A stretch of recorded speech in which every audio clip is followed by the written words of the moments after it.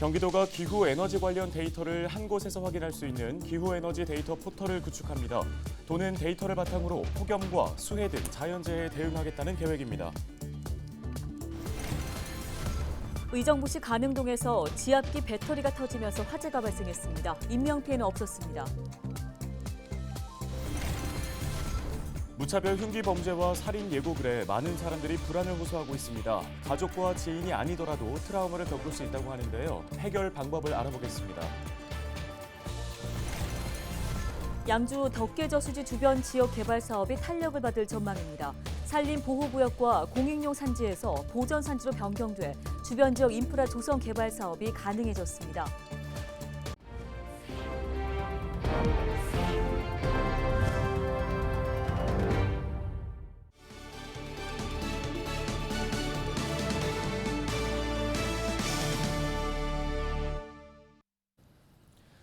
시청자 여러분 안녕하십니까? 헬로티비 뉴스입니다. 기후 변화는 전 세계가 직면한 문제입니다. 국가는 물론 지자체들도 문제 해결을 위해서 머리를 맞대고 있는데요. 경기도가 기후에너지 관련 데이터를 한 곳에서 확인할 수 있는 기후에너지 데이터 포털을 구축하기로 했습니다. 네, 이른바 RE100 플랫폼입니다. 경기도는 데이터를 바탕으로 폭염과 수해 등 자연재해에 선제적으로 대응한다는 방침입니다. 이재필 기자입니다. 경기도가 탄소중립 녹색성장위원회 그리고 경기연구원과 공동으로 RE100 플랫폼 구축 계획을 발표했습니다. RE는 재생에너지의 영문 약자로 RE100은 사용 전력량의 100%를 재생에너지로 충당하는 것을 목표로 하는 국제 캠페인입니다. RE100 플랫폼은 RE100 실현을 위한 추진 전략의 하나로 경기도 전 지역의 기후, 에너지 정보를 모으는 사업입니다. 정보 수집에는 항공 라이더와 초분광 위성 영상, 건축물 에너지 사용량 등의 데이터를 활용하는데 도내 탄소 배출량과 지표면 온도 변화 등을 수시로 확인할 수 있습니다.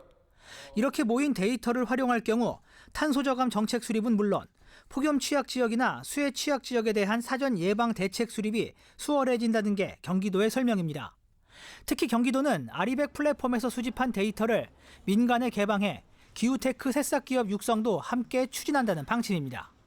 김동연 경기도지사는 기후변화는 과학이고 데이터라며 말로만 공허하게 기후변화 대응에 대해 이야기하는 것이 아니라 과학적 데이터에 기반을 둔 플랫폼을 기초로 정책을 만들어보려 한다고 강조했습니다. 경기도는 9월 중 RE100 플랫폼 사업에 착수해 내년 상반기 관련 서비스를 시작할 계획입니다. 헬로티비 뉴스 이재필입니다. 다음 소식입니다. 지난 14일 저녁 8시 57분쯤 의정부시 가능동에서 지압기 배터리가 터지면서 불이 났습니다. 불은 소방이 도착하기 전 자체 진화를 진행하면서 큰 불로 번지지 않았고 다친 사람은 없었는데요. 소방당국은 정확한 화재의 원인을 조사하고 있습니다. 백영현 포천시장이 오후석 경기도 행정 2부 지사를 만나 지역 현안 사업에 대한 적극적인 지원을 요청했다고 밝혔습니다. 백 시장은 오후석 부지사를 만나 민관군 방위산업 기회발전특구 지정과 경기도 2차 지역균형발전사업 도비 지원, 경기도 제3차 지역균형발전사업 포천시 선정 등을 요청했는데요. 특히 경기도 내 유일한 드론 특별 자유화구역인 포천시를 균형발전 차원에서 특화된 민관군 방위산업 기회발전특구로 지정하는 데 협조할 것을 강조했습니다. 이에 대해 오후석 부지사는 포천시의 제안 사항을 적극적으로 검토하겠다고 답했습니다. 백영현 시장은 경기도의 적극적인 지원에 사업 추진 속도로 화답하겠다고 밝혔습니다. 양주 덕계 저수지 주변 지역 개발 사업이 탄력을 받을 전망입니다. 양주시는 덕계 저수지 주변 보전 산지 변경이 완료됐다고 16일 밝혔습니다. 덕계 저수지 주변 지역은 그동안 산림보호구역과 공익용 산지로 지정돼 있어 토지 활용에 어려움을 겪어왔는데요. 양주시는 지난 2019년부터 덕계 저수지 주변 지역의 규제 완화를 위해 산림청과 지속적으로 협의를 진행해왔습니다. 이번 보전 산지 변경으로 덕계 저수지 주변 지역 인프라 조성 개발 사업이 가능해졌습니다.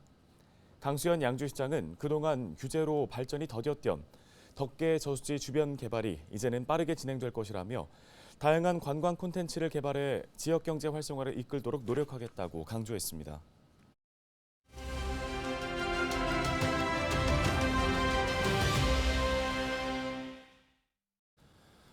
네, 다음 소식입니다. 최근에 불특정인을 대상으로 벌어진 무차별 흉기 범죄와 살인 예고글에 많은 사람들이 불안을 호소하고 있습니다.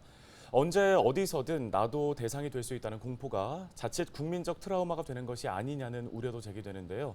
어떻게 마음 건강을 돌볼 수 있을지 도움 말씀 들어보도록 하겠습니다. 네, 의정부 을지대병원 정신건강의학과의 오상훈 교수가 전화 연결돼 있습니다. 안녕하십니까? 안녕하세요. 의정부 을지대학교 병원 정신과의 오상훈입니다. 예, 최근에 충격을 준 여러 무차별 범죄들에 대한 국민들의 불안감이 상당합니다. 사건들을 직접 목격한 경우가 아니어도 트라우마가 생길 수 있다고 하던데요. 실제 그렇습니까? 네, 생길 수 있습니다. 충격적인 일을 본인이 당하거나 본인이 직접 목격하지 않더라도 친한 지인이나 가족이 사고를 당했다는 소식을 접하는 것도 이제 트라우마가 될 수 있으며 최근에는 SNS에 무분별하게 유포된 사진이나 영상을 보는 것만으로도 트라우마가 생길 수 있기 때문에 유의할 필요가 있습니다. 네, 그러면 트라우마 여러 가지 반응 중에 주목해봐야 할 증상들은 어떤 것들이 있는지 궁금하고요. 어떤 증상이 있을 때 좀 병원을 찾는 게 현명할지도 도움 말씀해 주시죠. 트라우마 반응들은 매우 다양하게 나타날 수 있는데요. 그 중에서도 목격한 장면이 반복적으로 떠오르거나 또는 불안하거나 불면증이 새로 생겼다거나 또는 사소한 자극에도 깜짝깜짝 놀라는 그러한 증상이 있다면 우리는 주목해서 봐야 됩니다. 만약에 이러한 증상으로 일상생활이 어렵거나 아니면 이러한 증상이 한 달 이상 지속된다면 병원을 찾는 것이 좋겠습니다. 예, 앞서 말씀해 주신 것처럼 사진이나 영상을 보는 것만으로도 트라우마가 생길 수 있다고 하니 요즘에 뉴스 보는 것 자체가 겁난다는 분들이 많습니다. 좀 스스로 이 불안한 마음을 다스릴 수 있는 방법들이 있을까요? 네, 최근에 안타까운 사건들이 연이어 발생하면서 많은 국민들이 불안해하는 것 같습니다. 이러한 불안한 마음을 다스리기 위해서는 기본적으로 적절한 휴식을 취하고 운동을 하고 균형 잡힌 식사를 통해서 몸을 돌보는 것이 중요합니다.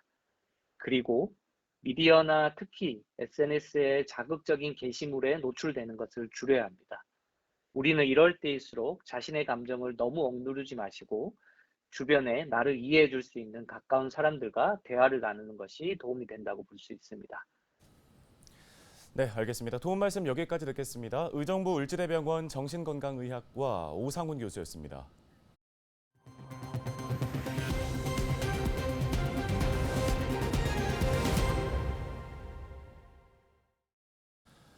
네, 올해 여름 참 무덥습니다. 한낮은 물론 밤에도 폭염이 이어지고 있는 요즘 유독 더 더운 곳이 있는데요. 바로 쪽방촌 이야기입니다. 네, 도움의 손길이 적지 않지만 쪽방촌의 여름은 여전히 가혹합니다. 이세진 기자가 쪽방촌 주민들을 만나고 왔습니다. 사람 한 명 겨우 누울 수 있는 방 한 칸. 단출한 셋방살이는 더위에 유독 취약했습니다. 몇 년 전 아픈 남편을 먼저 떠나보낸 권 씨에게 혼자 남은 여름은 전쟁 같았습니다. 쪽문을 닫으면 오갈 데 없는 열기가 온몸을 짓눌렀지만 밤에는 그 문마저 걸어 잠가야 했습니다. 네, 어디 나갔다 들어오면은 방 안이 완전 한줌막이잖아요. 그치? 너무 덥지. 또 여자 혼자 있으니까 밤에 잘 때는 문도 못 열어놓잖아요. 그래가 자다가 막 하루에 몇 번씩 사고도 하고 막 그런 식으로 보냈죠. 뭐. 올여름은 그나마 덜 무섭습니다. 권 씨를 돕는 쪽방 상담소 직원들 덕분입니다. 잊지 않고 챙겨주는 생수도 반가운데 올해는 에어컨까지 설치해줬습니다. 받으신 도움 중에서 뭐가 제일 좋으셨던 것 같아요? 에어컨이지요. 에어컨하고 완전 물 같은 생수도 물끓여 먹어야 되잖아요. 에어컨 없을 때 물끓여 봐봐 얼마나 덥겠어요. 생각을 해봐봐. 쪽방촌으로 향하는 따뜻한 손길 속에도 사각지대는 여전합니다. 체감 온도가 33도까지 오른 한낮. 70이 넘은 조할머니의 단칸방에는 작은 선풍기 하나가 돌아가고 있습니다. 더운 바람만 연신 뿜어내지만 동사무소에서 가져다준 이 선풍기가 할머니의 여름나기를 돕는 유일한 수단입니다. 한낮에는 막 햇빛이 막 따라가지고 막 더워요. 이게 더운 건 사실이야. 근데 저거 틀어놓고 막 부채질하고 막 근데 밤에는? 저녁 때는? 밤에 그러니까 저거 다 열어놓고 다 열어놓고 겁도 없지 그러니까. 작년까지는 에어컨을 설치해주겠다며 얼굴도 모르는 사람들이 여러 번 왔다 갔습니다. 하지만 오래된 집 상태를 보고 이내 다들 돌아갔습니다. 이 방을 떠날 수도 없는 할머니에게 더위는 결국 혼자 참아내야 하는 숙제입니다. 저 벽을 뒤돌아 봐요. 다 이거 화판이야. 어디다 뭐 못 찌르려고 못 저거. 이사 가는 것도 방도 이거 마땅한 데 없어. 해가 갈수록 뜨거워지는 여름. 도움을 받아야 할 사람은 늘어나고 있지만 쪽방촌 주민을 돌보는 이들의 사정도 어렵긴 마찬가지입니다. 풀릴 생각 없는 경기에 대규모 재난 상황마저 연이어 터지면서 여름철 취약계층을 위한 후원이나 예산도 넉넉하지만은 않습니다. 현재 폭염이나 장마 또 그리고 잼버리 문제 때문에 저희들에게 지원해주던 물품들이 그쪽으로 이제 가면서 저희들이 상대적으로 지원을 받지 못하는데 적절한 어떤 그 물품이라든지 식사라든지 이런 것들이 제공되는 데 있어서 굉장히 열악한 지금 상황에 있습니다. 시민들의 어떤 따뜻한 그런 관심이 절실하게 필요한 상황입니다. 연일 쏟아지는 폭염 대책들에도 취약계층에게는 더 가혹하기만 한 여름. 쪽방의 여름은 올해도 쉽게 식지 않고 있습니다. 헬로티비 뉴스 이세진입니다. 경기도가 빈집을 활용해서 아동 돌봄센터를 만드는 경기도형 모델이 동두천시 생현동에서 첫 삽을 떴습니다. 경기도형 빈집 활용의 첫 번째 사례인 생현동 아동 돌봄센터는 도심의 폐가를 도시 자원으로 활용하기 위한 프로젝트입니다. 이 사업은 경기주택도시공사에서 동두천시 생현동에 빈집 2채를 매입하면서 이뤄졌는데요. 통합 아동 돌봄센터 설립을 위한 설계 공모와 철거를 마친 상태로서 센터는 내년 10월에 준공을 목표로 하고 있습니다.